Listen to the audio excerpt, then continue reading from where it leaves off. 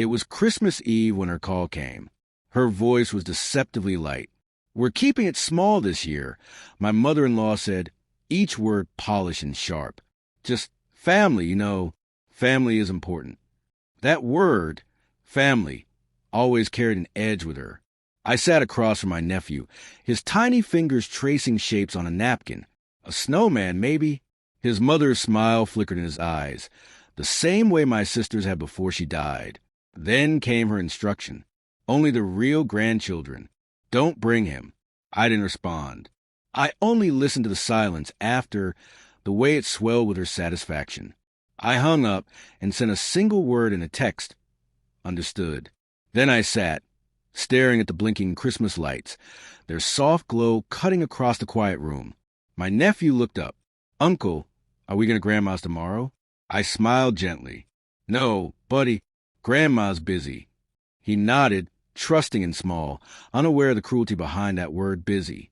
I, however, understood completely. When my sister died, I promised to shield him, not just from harm, but from the people who measure love by blood, from those who see lineage as a ticket to affection. His grandmother never accepted it. Outwardly, she smiled at him. Privately, she whispered venom. "He's not yours. Don't let him think he is." I ignored her words for years, telling myself some battles aren't worth fighting. But watching the child I loved being denied what he deserved cracked something in me. That night, my wife set the table.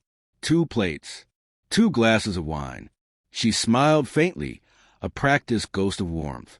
"Mom's making roast duck," she said lightly, avoiding my eyes. "Old-fashioned, Old-fashioned? The word tasted like rust in my mouth. She didn't meet my gaze. She just turned up the music, poured the wine, and accepted it. I didn't argue. I'd learned the quiet weight of patience. I tucked my nephew into bed, listened to him whisper a good night to a mother he would never see again, and went downstairs. My wife laughed on the phone with her mother, her voice bright, carefree. "Yes," she said, "he understands. We'll open presents there in the morning." I watched the reflection in the window, calm and polished, yet hollow. That night, sleep eluded me.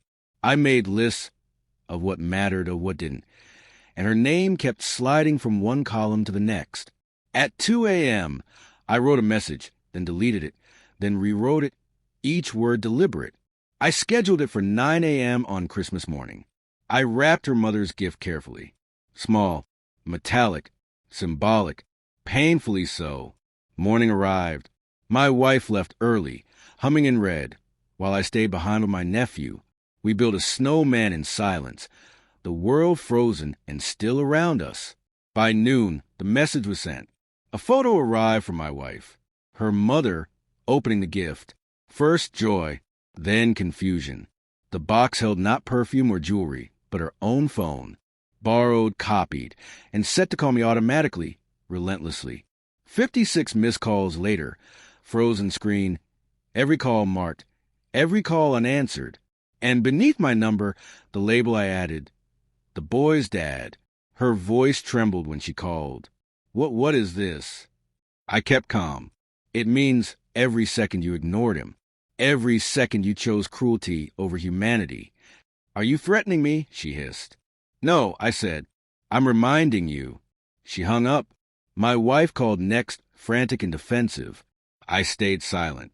Some lessons don't need words. They need echoes. That night, my nephew slept peacefully for the first time in weeks. I watched him, steady and untroubled, and thought of my sister's trust, not just to keep him safe, but to protect him from the coldness that masquerades as tradition. My phone buzzed. A message from my wife. "You went too far." I didn't reply. I turned it face down and whispered to quiet room. "No, I went far enough." Outside, snow began to fall. The world was still, untouched, white, and for the first time that Christmas, so was I. Some people learn through love. Others only understand the silence of a phone that never stops ringing.